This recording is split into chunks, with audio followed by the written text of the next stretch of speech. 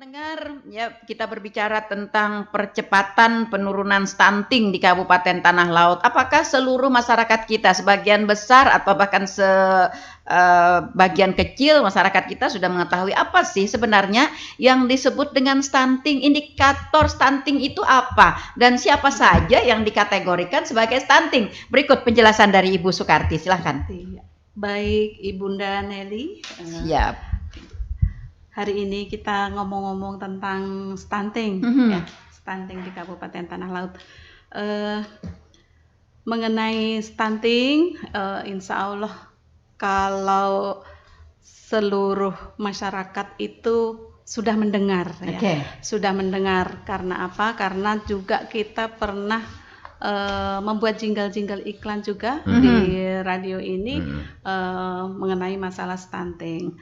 Kemudian kita terutama di DP2KB P3A itu punya kader-kader yang di lapangan, dan di sana juga kita ada generasi berencana atau genre di setiap desa yang itu juga mensosialisasikan atau menyampaikan tentang stunting.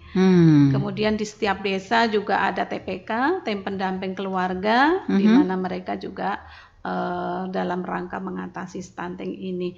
Saya kira untuk stunting masyarakat kita sudah mengenal, cuma mungkin belum bisa mencerna, ya. Atau istilahnya stunting ini awalnya bagaimana? Kemudian siapa saja sih yang terkategori gitu ya? Masyarakat kita kan lebih banyak melihatnya kepada postur tubuh, ya. Kalau kelihatan pendek, stunting kamu gitu kan, ya. Yang sebenarnya itu yang seperti apa gitu? Memang stunting ini kalau yang terindikasi itu ciri-cirinya adalah pendek dan sangat pendek dibanding umur, ya. Ya, jadi misalnya umurnya 4 tahun tetapi tinggi badan masih seperti umur 2 tahun. Nah, itu terindikasi stunting. Tetapi orang yang pendek belum tentu stunting. Nah, itu dia. Ya. Karena untuk menentukan stunting ini harus dokter, ya, dokter spesialis. Nah, ini yang bisa menentukan stunting tidaknya seseorang anak itu, iya, begitu. Betul. Tetapi salah satu ciri adalah memang pendek dan sangat pendek. Nah, itu. Lalu adakah terkategori Bu Karti? Kita kan bisa bilang pendek gitu ya. Pendek ini seberapa sih gitu ya, Kak? Ukuran pendek dan sangat pendek itu seperti apa? Iya.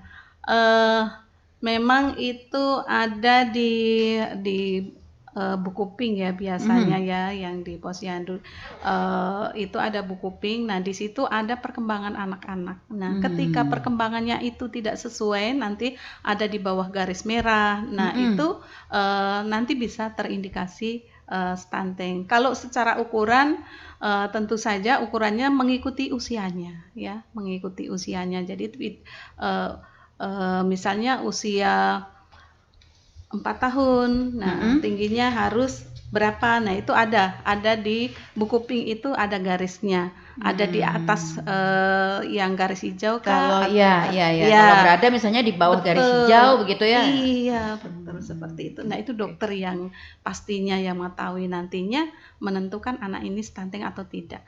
Tetapi kita memang data yang ada itu adalah anak-anak yang terindikasi stunting saja, tapi belum pasti memang stunting. Sehingga data itu dinamis setiap bulan, ya. Jadi ada yang sudah lolos dari stunting, ya, tinggi badannya akhirnya memenuhi karena dipacu dengan gizi.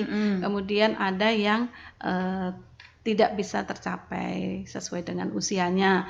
Nah, sehingga data setiap bulan yang ada di EPPGBM yang dilakukan di posyandu itu, kemudian oleh puskesmas dilaporkan ke dinas kesehatan, itu dinamis, tidak sama setiap bulan data stunting. Bu Karti, stunting ini kan programnya itu dimulai di tahun 2022 kalau tidak salah, ya. 2021. 2021 Iya, ya. Nah, bahkan mulainya itu di 2018. iya sih, Iya, cuman boomingnya itu di 2021-an gitu ya, Iya. boomingnya.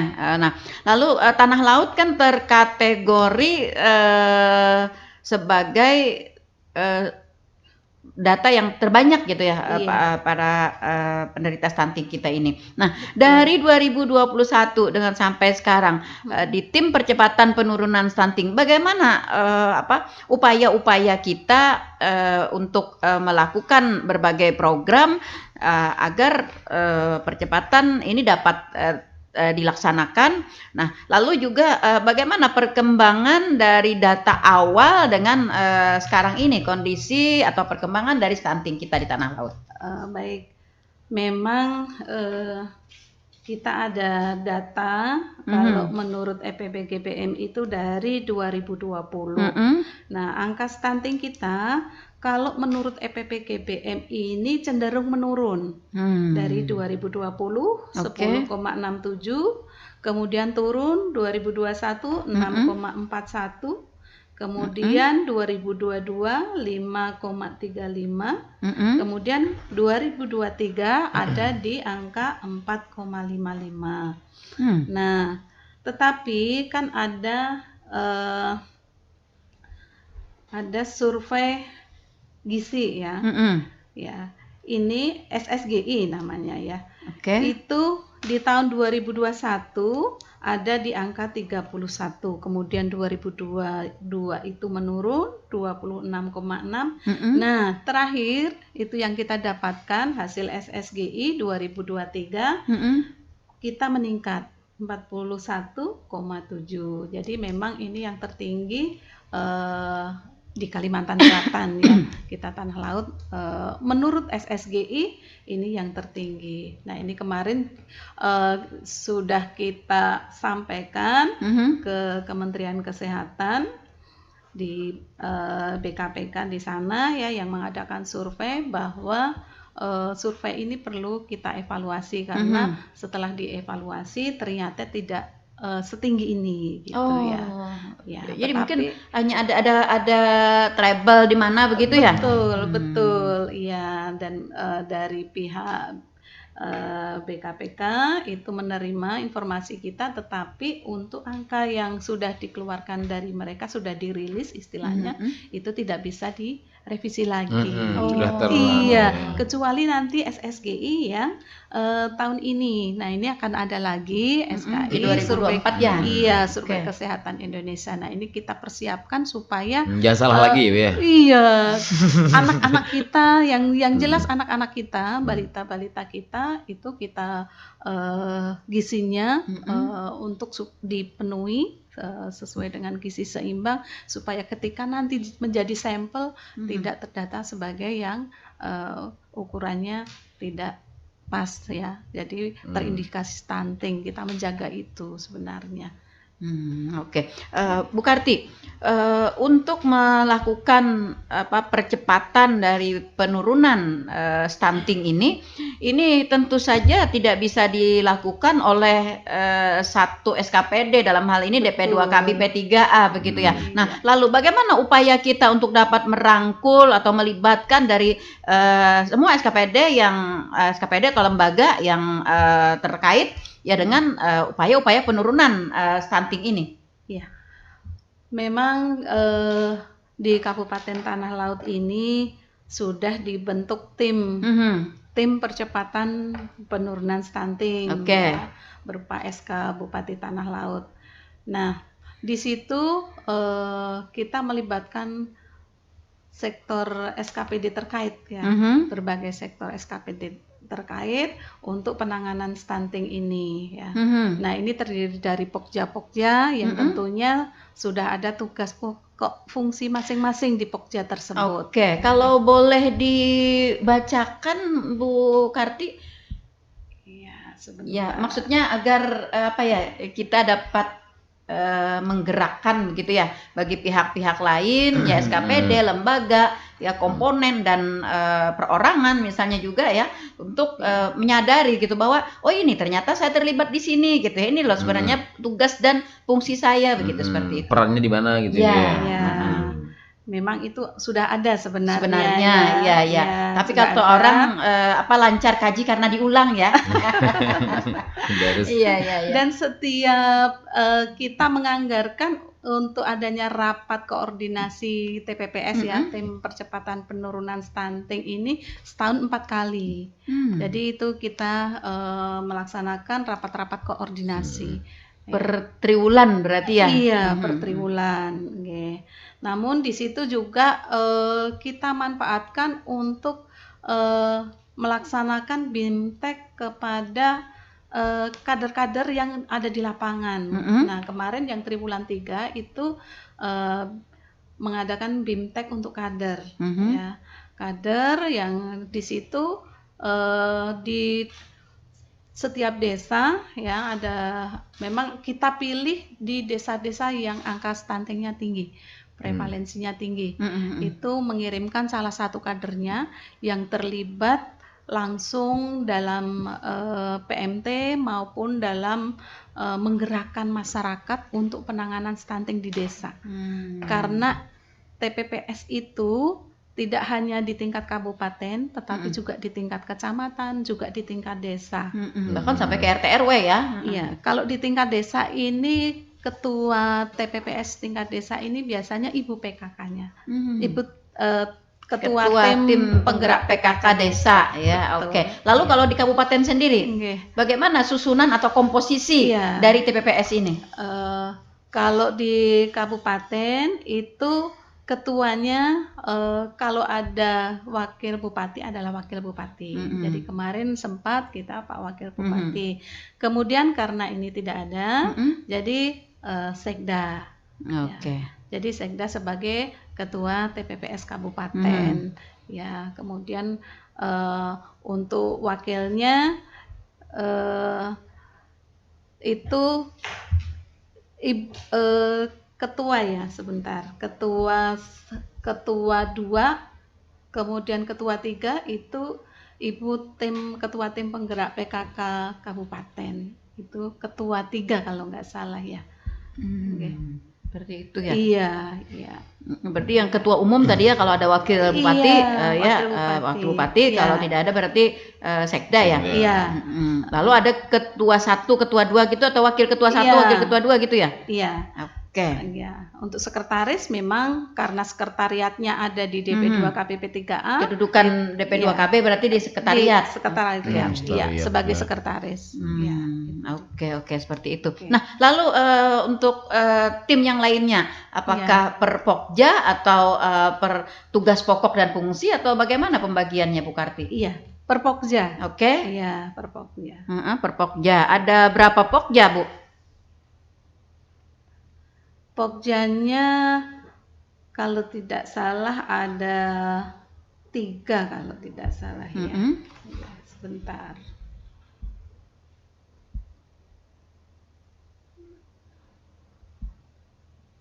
Jadi memang dibagi-bagi per Pokja sehingga sebenarnya pada secara umum itu tata kelola, kemudian intervensi sensitif dan intervensi spesifiknya. Jadi pada intinya ada 3 pokok itu yang pembagiannya ya. Jadi tata kelolanya, kemudian intervensi secara spesifik, intervensi secara sensitif. Oke. Dan ini berarti isinya dari SKPD, lembaga begitu ya? Iya. Oke. Nah, lalu bagaimana Bu Karti perjalanan atau hasil dari tim percepatan penurunan stunting ini, khususnya mungkin kita bisa melihat dari tahun 2022 mungkin ya ke 2023 ke 2024. Iya. Kalau dilihat dari perjalanannya semakin lama Insya Allah semakin membaik ya Bu. Insya Allah ya. Karena kita sudah melaksanakan tahapan-tahapan ataupun kegiatan-kegiatan yang diminta oleh pusat maupun provinsi, ya, di mana kita melaksanakan rapat koordinasi, kemudian rembuk stunting. Nah, rembuk stunting ini dilaksanakan dari desa, kecamatan maupun kabupaten. Nah, itu sudah tercapai ya. Semua kecamatan sudah melaksanakan rembuk stunting kecamatan. Yang tadinya belum. Nah, ini mulai 2023 ini sudah kalau 2022 belum sebagian besar ya, baru beberapa yang melaksanakan rembuk stunting kecamatan maupun rembuk stunting tingkat desa, tetapi 2023 sudah seluruh kecamatan rata-rata melaksanakan rembuk stunting kecamatan. Kemudian desa sebagian besar sudah melaksanakan rembuk stunting desa. Dan kita sudah melaksanakan juga setahun 2 kali kalau tingkat kabupaten. Ini yang pertama kali sudah, tinggal yang kedua. Ya. Tadi disebutkan oleh Bu Kartip, Pokja kita dibagi ada 3 ya, di tata kelola, intervensi spesifik, dan intervensi sensitif. Nah, kita bahas dulu di Pokja tata kelola. Selama kurun waktu beberapa tahun, taruhlah misalnya kita tarik 2 tahun yang lalu gitu, apa yang sudah mereka lakukan atau apa yang dapat dihasilkan oleh tata kelola ini? Tentunya ini terkait dengan laporan-laporan yang harus kita sampaikan, kemudian capaian-capaian. Laporan ini maksud saya apakah dicek ke lapangan secara real begitu ya? Karena kan kita bisa saja ya bikin ini agak rewel saya ya. Iya, karena memang stunting ini kan ditekankan oleh pemerintah ya, kita harus program prioritas nih Bu. Betul, kita harus benar-benar memprioritaskan. Bagaimana ini? Kalau capaian-capaian ini memang kita lihat dari hasil-hasil yang sudah dicapai di lapangan gitu ya. Kita mendapatkan data, bentuknya adalah data. Misalnya remaja putri menjalankan screening anemia. Nah, capaian untuk September 2023 itu 74,74%. Itu dari target 70%, berarti sudah terlampaui. Nah, kemudian untuk remaja putri itu yang termasuk di tata kelola tadi ya? Iya, salah satunya adalah ini. Ya. Jadi dari capaian-capaian itu sudah sebagian besar kita tercapai ya. Memang ada beberapa yang masih belum ya. Seperti desa bebas BABS atau buang air besar sembarangan memang masih belum. Kebiasaannya itu susah ya. Jadi kemudian juga ibu hamil mengonsumsi TTD selama kehamilan. Nah, itu juga masih belum tercapai target ya. Tapi ini data di 2023 karena memang data di 2024 kita masih belum terkoordinasi ya karena Iya. Ini beberapa yang tercapai, tetapi sebagian besar sudah tercapai atau malah melampaui target ya. Nah, lalu untuk di Pokja intervensi spesifik gimana? Iya. Kalau untuk intervensi spesifik, tentunya karena kita di tahun 2023 ini mendapatkan insentif fiskal, kemudian nantinya di tahun 2025 ya, 2024 ini kita dapat. Kemudian 2025 nanti kita akan dapat lagi anggaran insentif fiskal, itu adalah anggaran dari pusat. Salah satunya adalah untuk percepatan penurunan stunting. Sehingga untuk balita-balita kita, kemudian bumil-bumil kita di Kabupaten Tanah Laut tentunya sudah mendapatkan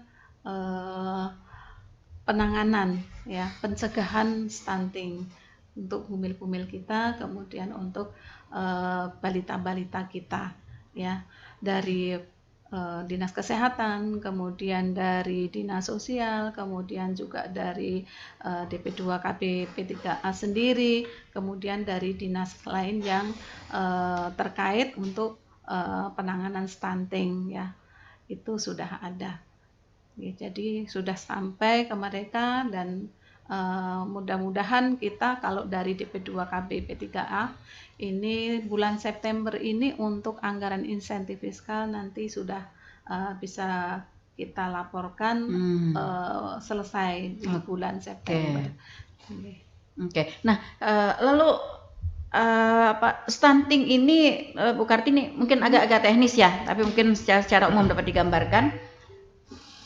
Baik, kita ke suara pendengar dulu. Ya, baik. Suara pendengar, selamat pagi. Iya, suara pendengar, selamat pagi. Dengan siapa di mana? Waalaikumsalam warahmatullahi wabarakatuh. Siapa di mana? Oke. Selamat pagi, Bu Arma. Pagi juga, salam sehat semuanya yang ada di sana. Amin, amin, amin. Oke, apa nih yang mau kita bicarakan? Ya, kemarin kan Ibu Arma bisa tanya tuh, yang waktu posyandu segala kan bilang anak itu turun daripada stunting lah gitu kan. Oke. Aja karena penasaran tuh.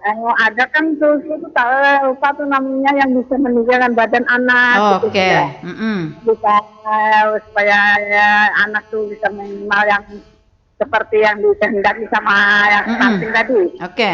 Apakah susu itu nggak mempengaruhi dengan badan anak gitu loh? Nggak ada efeknya atau mempengaruhi nggak lah. Oke. Kan itu susu kan bisa meninggikan anak, meninggikan badan, Oke. Dan efeknya. apa nggak ada efeknya atau nggak bermasalah di tubuh anak gitu? Oke. Saya itu kasih kemarin dikasih itu supaya gimana gitu, supaya dilihat anak nih seperti apa yang dipintas dengan masyarakat pemerintah. Betul. Iya. Atau mungkin susu diminum oleh ibunya, jadi anaknya nggak naik-naik gitu ya. Itu kan susu kesehatan, supaya normal. Maksudnya bukan normal nggak apa-apa, itu normal stuntingnya itu ya. Iya. Oke, baik. Nah, cuma itu aja Bunda. Baik, Bu Arma, terima kasih. Ya, semuanya ada semangat kan, salam sehat semuanya. Amin. Waalaikumsalam warahmatullahi wabarakatuh. Nah, Padahal sudah ada pemberian dari pemerintah susu Bu ya, tapi dikasihin sama bunyi minum ya. Iya itu tadi. Nah, seperti itu. Apa yang dapat dilakukan ya oleh anak yang sudah terkategori mungkin bukan stunting sih, tapi mendekati begitu ya, mendekati ke stunting. Nah, lalu apa yang bisa menjadikan badan anak lebih cepat berkembang tingginya begitu. Nah, lalu apakah susu ini memang mempengaruhi terhadap tinggi badan anak atau bagaimana Bu Arti? Iya. Ini mungkin agak spesifik teknis, ya, betul. agak Ini teknis ahli gizi betul. Iya sebenarnya. sebenarnya, Iya. tapi ya secara umum lah mungkin. Betul. Nah, memang stunting ini tidak serta-merta terjadinya gitu ya, karena kasus stunting ini sebenarnya kejadiannya di 1000 hari kehidupan ya, pertama kehidupan. Jadi sejak kehamilan sampai usia 2 tahun. Nah, ini penanganannya juga dilakukan di situ sebenarnya ya. Nah, tentunya kalau masih di dalam kandungan itu tidak bisa terukur ya. Iya, tetapi asupan gizi ibu untuk pencegahan, hamilnya, untuk pencegahan ibu kita hamilnya lakukan. harus memang yang adekuat. Gizi seimbang harus dipenuhi. Nah, kemudian setelah lahir itu di usia 6 bulan itu harus wajib ASI eksklusif. Tidak boleh tidak ditambah. dicampur dengan yang lain. Betul. Ditambah pisang gitu ya, walu air tajin, banyu tajin ya. Nah, seperti itu. Nah, kemudian setelah di 6 bulan sampai 1 tahun ini harus ada MPASI, makanan pendamping ASI gitu ya. Tentunya disesuaikan dengan anaknya ya. Kalau masih di usia di bawah 1 tahun tentunya yang lembut ya, yang lembut atau yang bubur lembut ya, saring. dan yang tidak sensitif begitu ya. Betul, Tidak sensitif betul. dengan perkembangan pencernaan anak ya. Ya, kemudian setelah usia 1 tahun ke 2 tahun tentunya yang sudah agak kasar bisa dijincang gitu ya. Itu tetapi beragam, harus beragam. Jadi harus terpenuhi menu ya. Jadi gizinya harus terpenuhi ya. Unsur-unsur gizi Betul, ya yang unsur-unsur diperlukan. gizinya. Yang Iya. utama adalah protein hewani ya. Protein hewani ini berasal dari telur, ikan, daging gitu.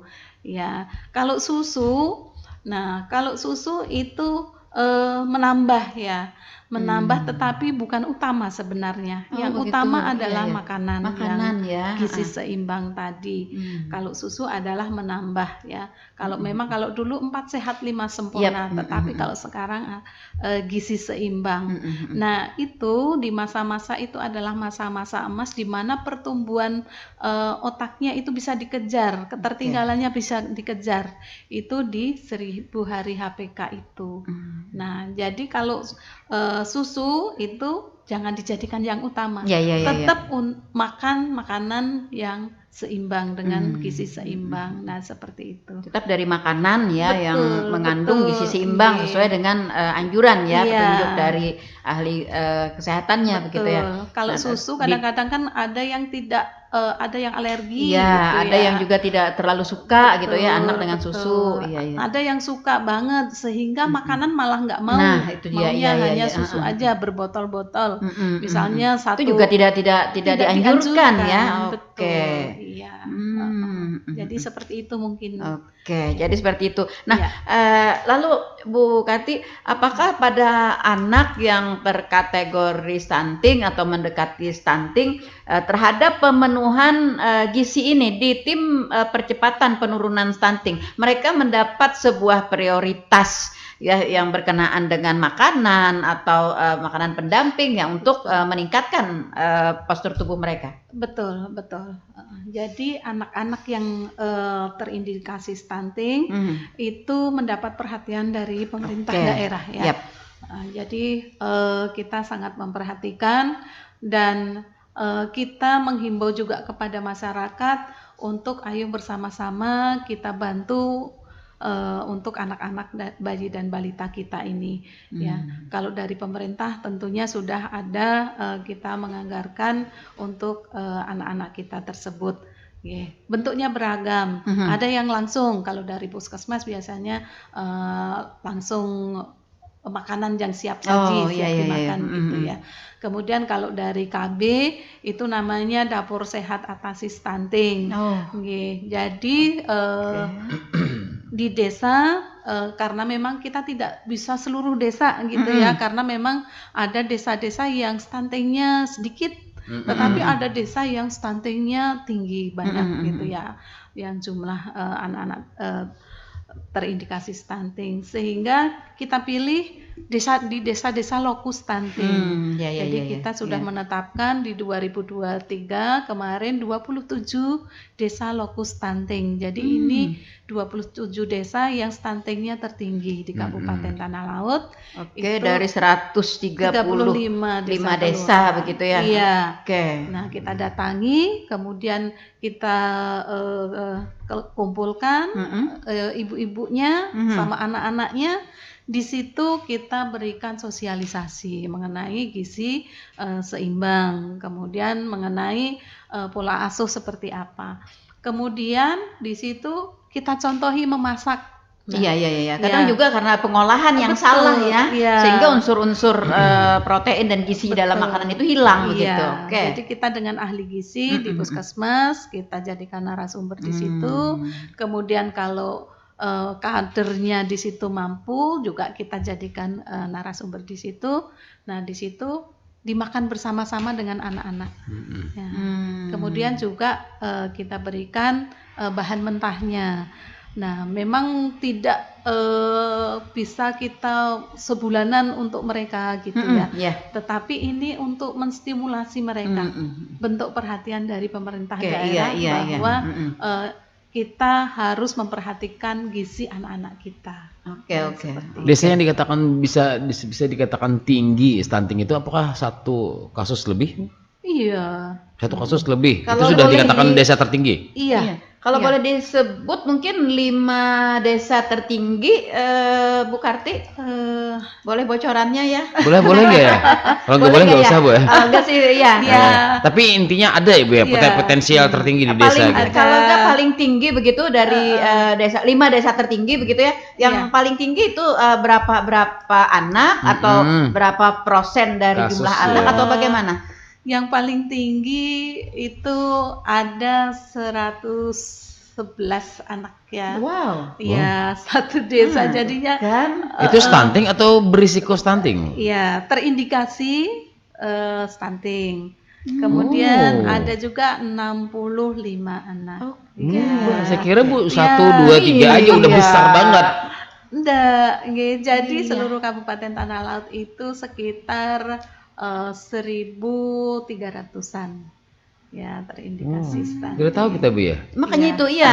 Saya kira 2 itu udah luar biasa Iya. tinggi untuk stunting di Iya, di desa gitu loh. Hanya Iya. ribuan gitu kan ya. Makanya ya Iya, kemarin betul. dalam rapat koordinasi pemerintah kita yang dipimpin oleh penjabat Sekda kemarin rapat, beliau begitu menekankan begitu ya bahwa semua SKPD bahkan ya dapat melakukan upaya-upaya untuk Betul. percepatan penurunan Iya. stunting ini seperti Iya. itu ya. Makanya kemarin itu seluruh SKPD kita jadikan bapak asuh sebenarnya untuk iya, iya, stunting. iya. Oke. Jadi setiap SKPD itu mengampu satu desa misalnya. Iya betul. Iya, Oke, jadi bagus itu. paling tidak untuk memantau pergerakan di situ.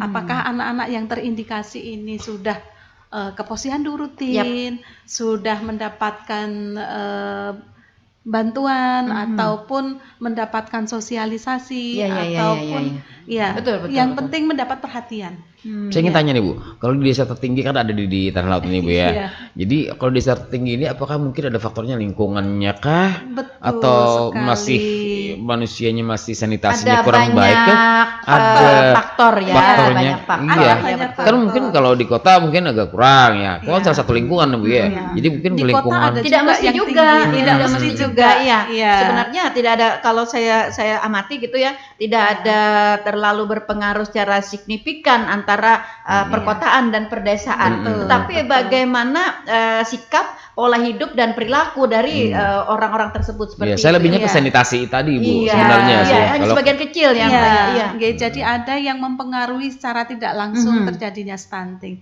baik itu sanitasi, air bersih, Ya. itu sangat mempengaruhi juga. Nggih. Dan bahkan stunting ini tidak hanya orang-orang yang kehidupannya di bawah garis kemiskinan, betul. tidak, tetapi anak-anak Tidak semua ya. tidak semua. Jadi Anak-anak ketika- juga yang berada di Iya. keluarga menengah ke atas Betul. gitu ya, ada yang terindikasi ya Iya. seperti itu. Iya. Misalnya Orang nih orang karena orang tuanya tuanya PNS sibuk ada. gitu ya. Ada, Ini Bu, ya? anak- Ada dong. Ada. Iya. Sibuk misalnya nih Iya. makanan yang serba instan gitu ya. Nah, Bisa ternyata kan juga. tidak Oke. memenuhi Pola kriteria. asuh Iya, ya. kemudian Pola pola Jatuhnya asuh. ke pola Betul. asuh. Iya, iya, Oke. iya. Kemudian Oke. karena sekarang serba instan, jadi mungkin konsumsinya di situ. Kemudian karena kalau sibuk itu kan biasanya dititipkan, kalau nggak dititipkan diasuh oleh keluarga yang lain. Nah, seperti itu juga bisa. Nah, tergantung perhatian kepada anak-anak ya. Untuk makannya, untuk cara pengasuhannya. Iya, betul, seperti Nah, itu ya. itu. Itu kalau yang saya pelajari ya. Iya. Bahkan dari saya pelajari Bu ya. iya, yang saya pelajari gitu ya. Waktu Kita dulu kemarin itu ya. kita iya. Iya. Oke, kita ke suara pendengar. Ada rekan Irwan di Plehari, selamat pagi. Ini pertanyaannya nih Mbak, di aspek mana saja peran dari Dinas Pian, dalam hal ini mungkin DP2K BP3A ya, terkait dengan stunting ini? Apakah sama dengan Dinas Kesehatan penanganan teknisnya? Nah, lalu apakah tidak tumpang tindih ya, tidak tumpang tindih atau memang ada bagian-bagian masing-masing perannya? Terima kasih. Iya. Oke. Baik, kalau di DP2K BP3A selain tadi dapur sehat atasi stunting, memang kami mengutamakan untuk informasi edukasinya edukasinya, kepada ibu-ibunya ya.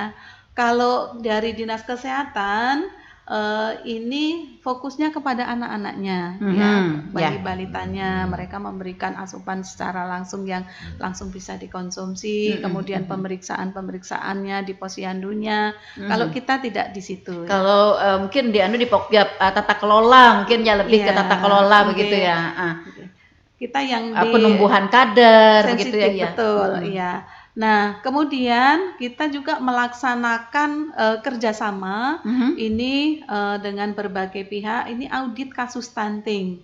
Audit kasus stunting ini kita laksanakan untuk mempelajari kemudian secara utuh ya. Jadi ini kenapa? Kemudian setelah kita intervensi.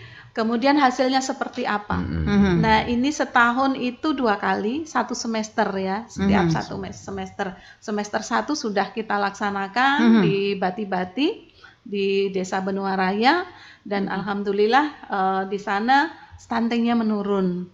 Kemudian tahun ini kita laksanakan di Puskesmas Sungai Riam ya. Jadi ada 3 desa yang di bawah Puskesmas.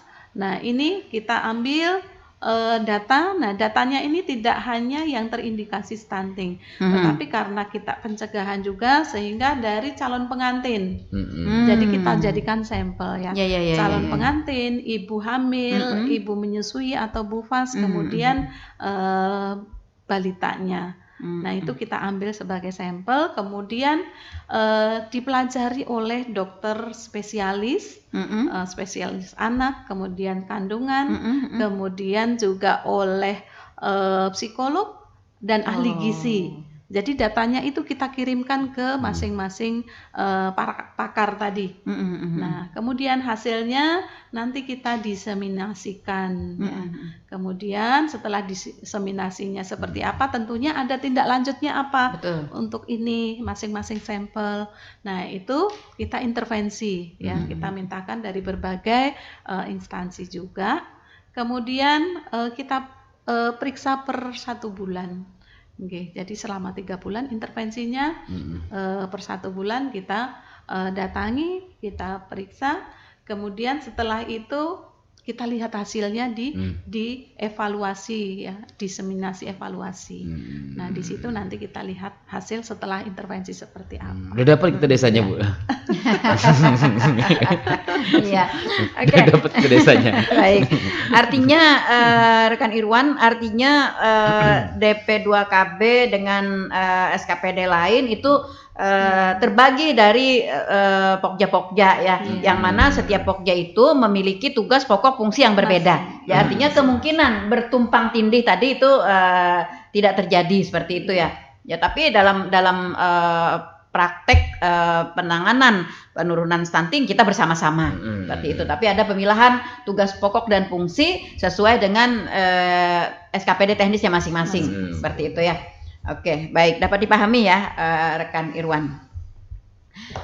Lalu yang berikutnya, selamat pagi, ada rekan Widya di Bati-Bati ya. Selamat pagi ya Mbak Widya di Bati-Bati.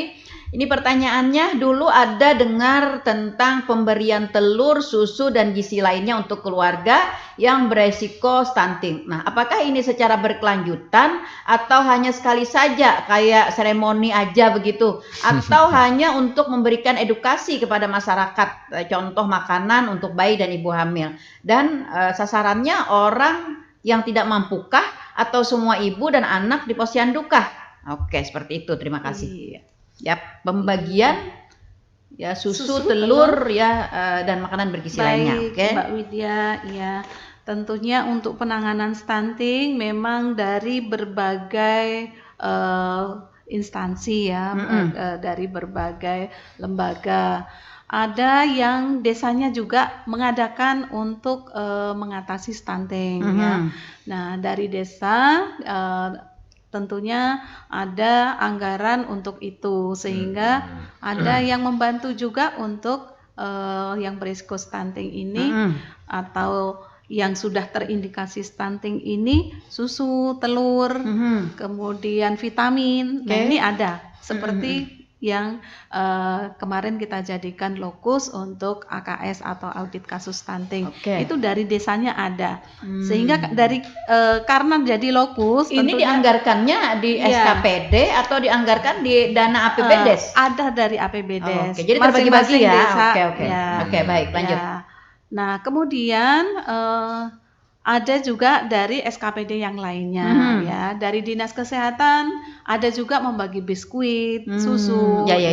Tentunya ada sasaran-sasaran yang berbeda ataupun sama ya. Yang jelas itu untuk yang terindikasi stunting atau pencegahan stunting ya. Nah, memang itu ada jangka waktunya karena kalau terus menerus kan nanti unsur pendidikannya kurang gitu ketergantungan gitu ya. Iya, memang sesuai dengan kemampuan desanya masing-masing untuk mengalokasikan anggaran. Kemudian juga kalau dari Dinas Kesehatan tentunya ada jangka waktunya ya. Kemudian kalau dari DP2K BP3A sosialisasi dan sebagainya itu dilaksanakan sesuai dengan yang sudah terencana, yang sudah direncanakan. Ya. Sasaran di desa itu Bu, emang tadi disebutkan rekan Widya tadi bahwa emang orang tidak mampu atau orang yang mampu tetap juga diberikan berprogram itu? Indikasinya itu stunting, apakah ya? stunting gitu atau Iya. mampu tidak mampu? Mampu tidak mampu. Kalau dari DP2K BP3A mampu tidak mampu. Karena ada juga kemarin yang di Simpang 4 Sungai Baru itu ada yang menolak karena merasa mampu gitu. Bagus begitu. Bagus begitu. Sehingga diberikan kepada yang lain yang lebih memerlukan. Nah, seperti itu. Kan biasanya masyarakat anu aja jar. Kau aja nih di bari jual sasarannya luput nih jar. Nah, itu biasanya masyarakat seperti itu lah.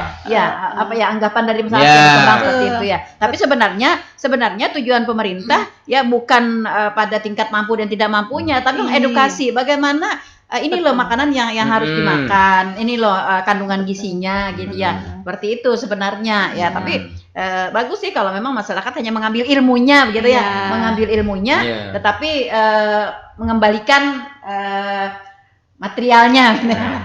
Mungkin kami berharap mereka menerima, namun karena merasa mampu diberikan kepada yang lebih memerlukan lagi. Betul. Asalkan dia juga seperti itu, yang dibelinya nantinya sendiri, betul. Karena memang kemarin beberapa yang kita dibisiki oleh kepala desa, Bu, itu sapinya banyak loh. Gitu. Nah itu maksud saya. Bu, itu sawitnya banyak. Nah seperti itu. Tetapi mereka ikut gitu. Jadi kami senang juga bahwa mereka ibaratnya mengambil ilmunya ya. Mau kita hadirkan di situ bersama-sama dengan warga yang lainnya, masyarakat yang mempunyai anak terindikasi stunting untuk ikut ibaratnya mendengarkan ya, ikut mendengarkan. Nah nanti mudah-mudahan ya itu tadi karena merasa mampu dan memang mampu kondisinya. Bantuan tersebut bisa dialihkan kepada yang lebih memerlukan. Iya betul sekali ya. Cuman dia tahu sudah bagaimana upaya-upaya ya apa yang harus dilakukan oleh sebuah keluarga ketika dalam keluarga itu terdapat ada permasalahan stunting. Seperti itu ya. Oke, baik. Bu Karti, tadi Bu Karti menyebutkan bahwa pemberian makanan tambahan tadi ya kemudian juga pelaksanaan sosialisasi, edukasi itu punya jangka waktu ya, karena memang kita ada unsur pendidikan ya kan, tidak mendidik masyarakat kita secara ketergantungan secara terus menerus. Nah, lalu mengambil jangka waktu ini Bu Karti, dari mana kita dapat menetapkan jangka waktu tertentu sehingga di dalam jangka waktu itu kita sudah dapat melihat perkembangan penaikan dari tinggi badan atau berkurangnya resiko stunting ini. Karena begini dalam pemikiran saya begitu ya. Apakah ini yang tua atau yang muda nggak tahu ya. Kita untuk meninggikan badan ini pertama susah sekali, lambat begitu ya perkembangannya. Nah, ini dengan batasan jangka waktu ini apa yang menjadi pertimbangan? Iya.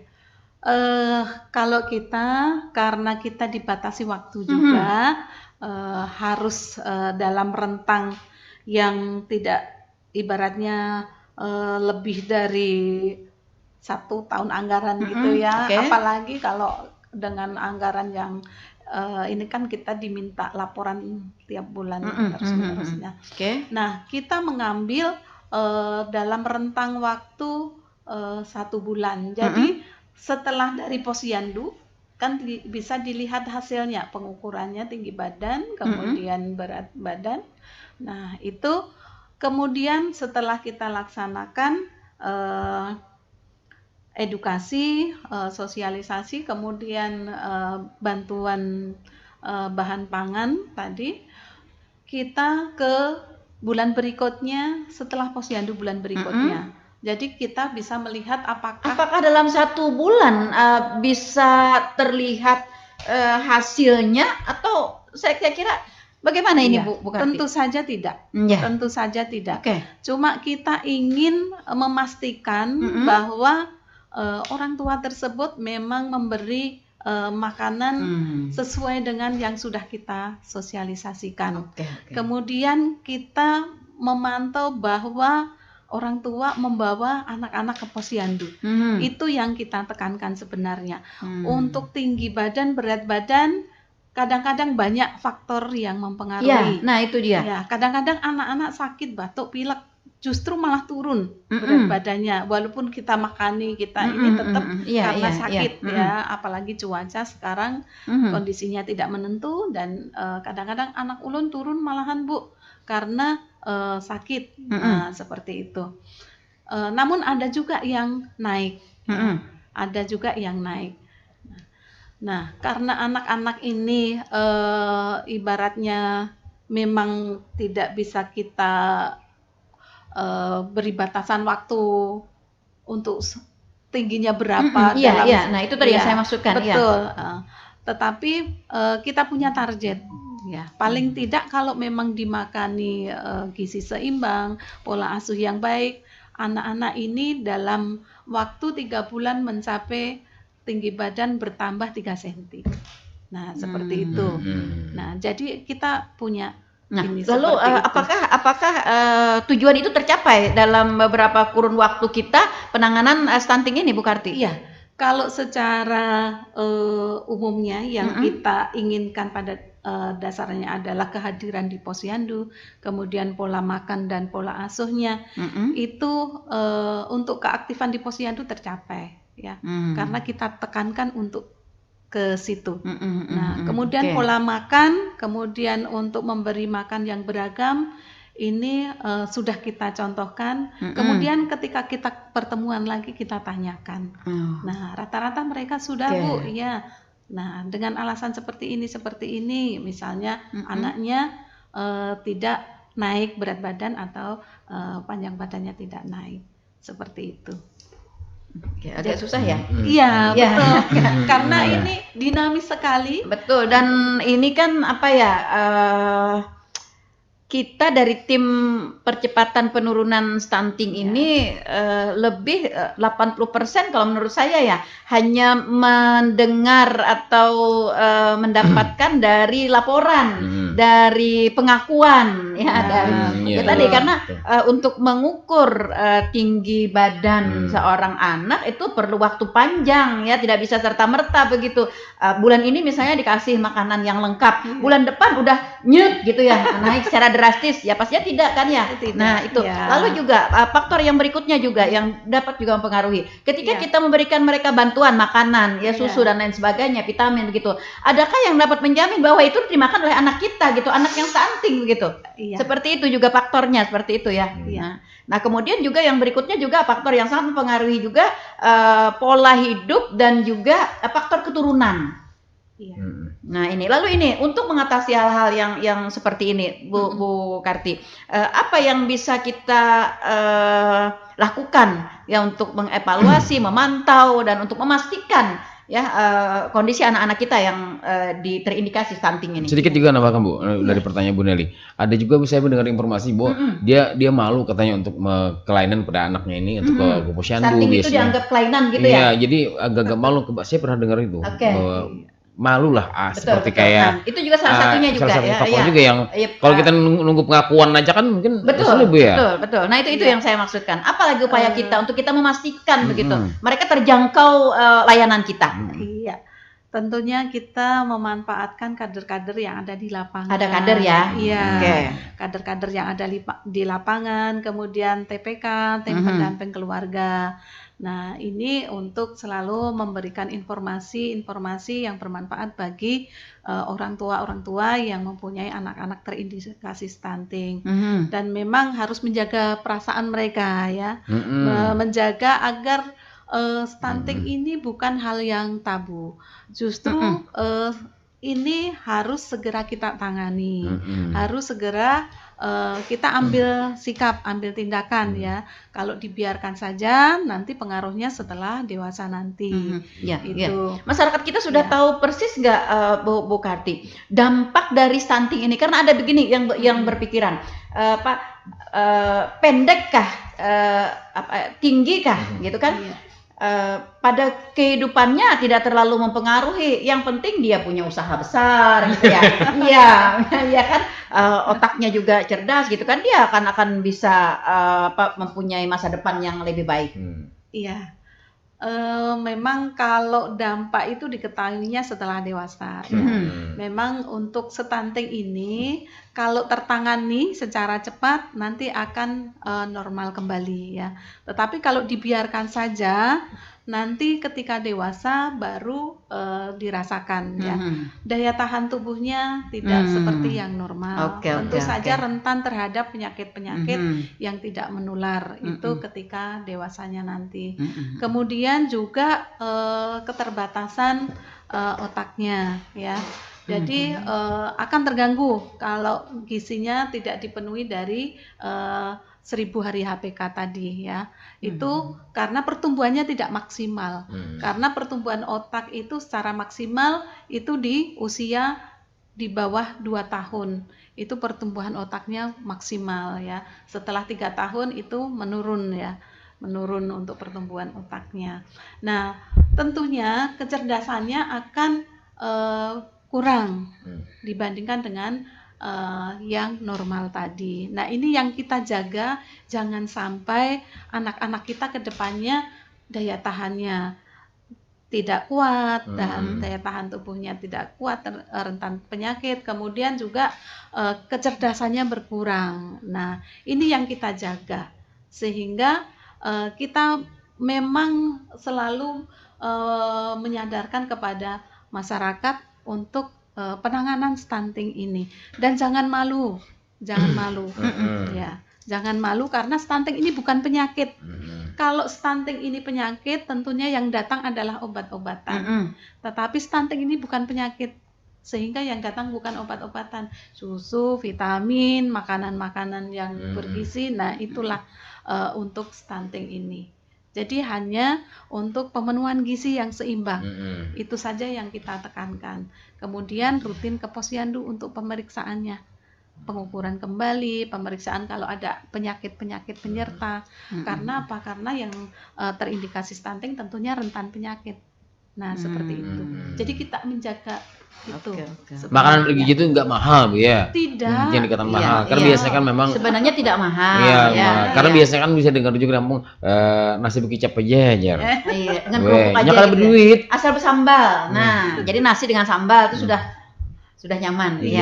Anak diberikan itu karena kan orang tua bisa jadi. Betul. Jadi ini kita, yang mungkin jadi perlu prioritas seperti hal ini. Betul, kita tekankan anak ini dalam sehari ini paling tidak makan setara dengan 2 telur sehari. Ya, nah ini untuk asupan protein hewaninya. Ya, bisa ikan, misalnya 2 iris atau daging. Nah, Seperti itu. 100 kilo daging be. Iya, cukup setara Iya, dua iya, ayam. Itu Itu kelebihan saja nanti. ya. Nah, yang sisanya ayahnya yang makan. Nanti obesitas Iya. nggak baik Iya, juga. iya, iya. Kalau bisa beli Bu. Iya. Oke. Iya, iya, iya. Oke.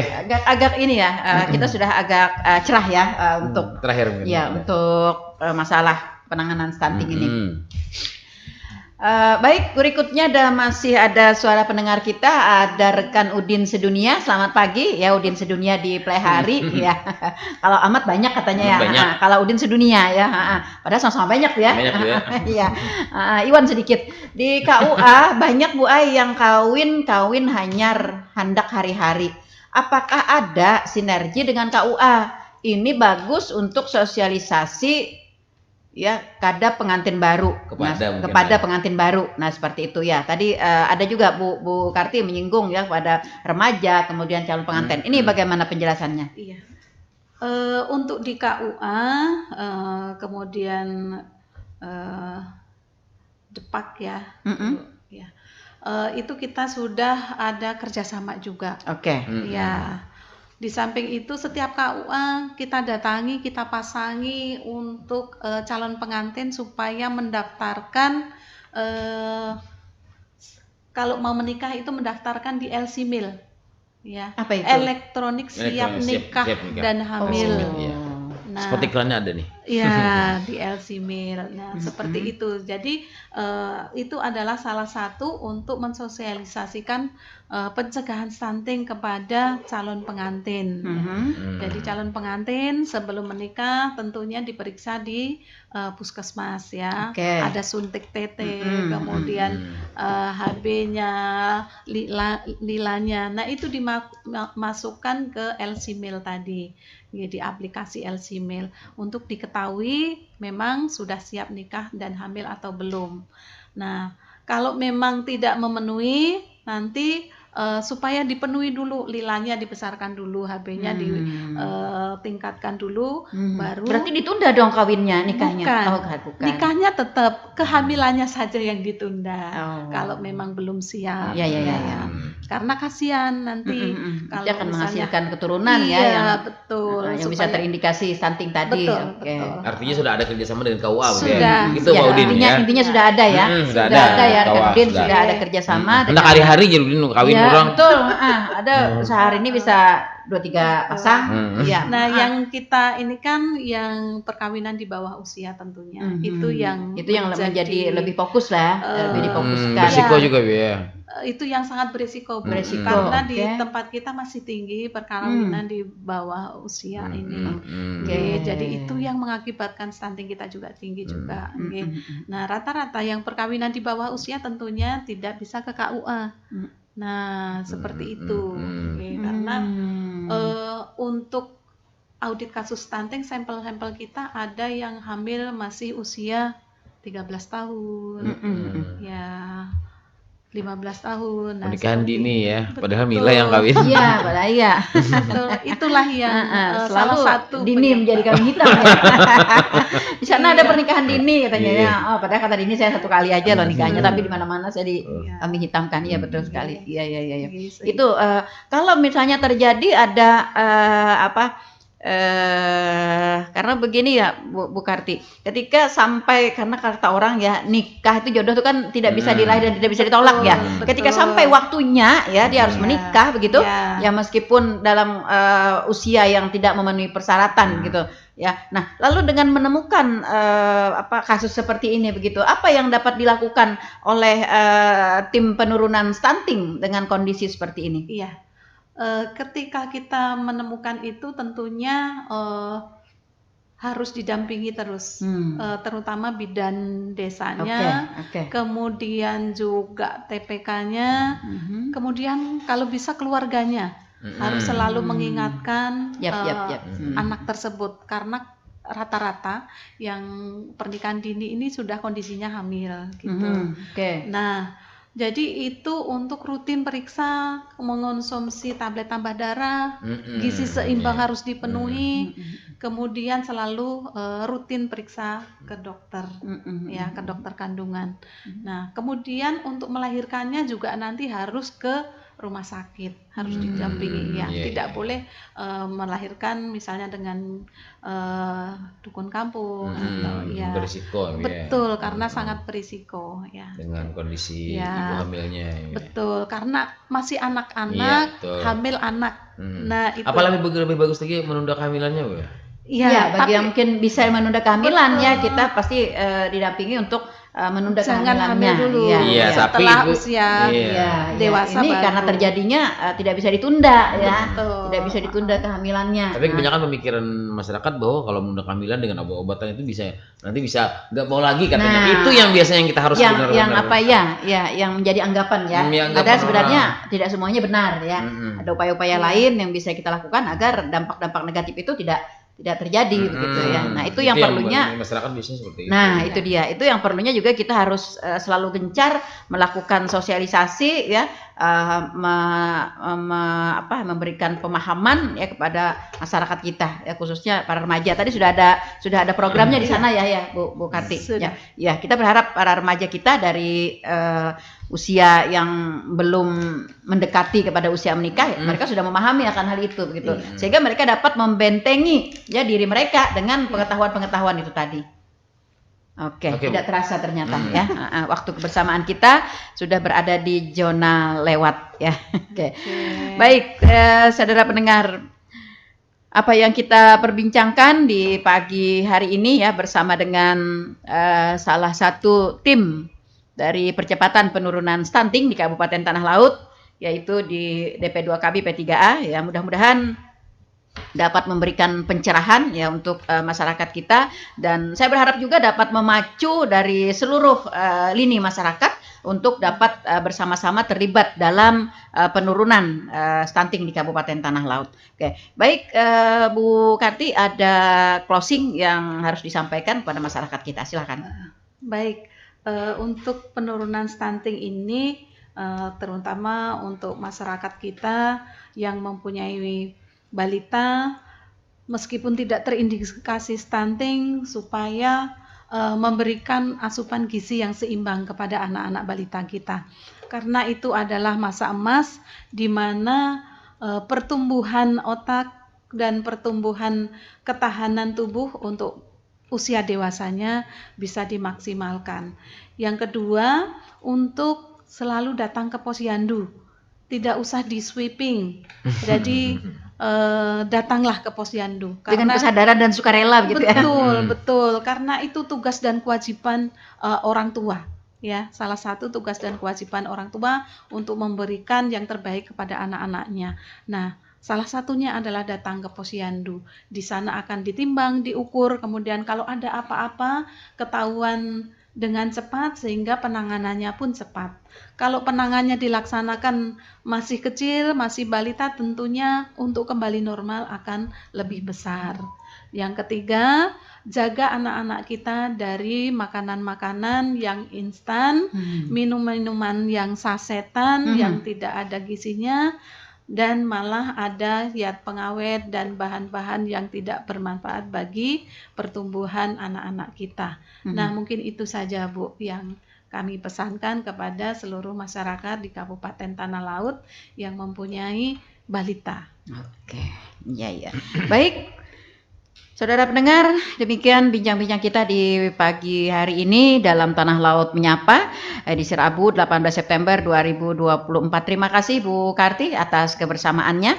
Terima kasih juga para pendengar yang sudah berkontribusi bersama kami, dan para pendengar yang selalu setia stay tune di 102,3 RPPL Radio Tuntung Panang FM, radio kebanggaan kita bersama.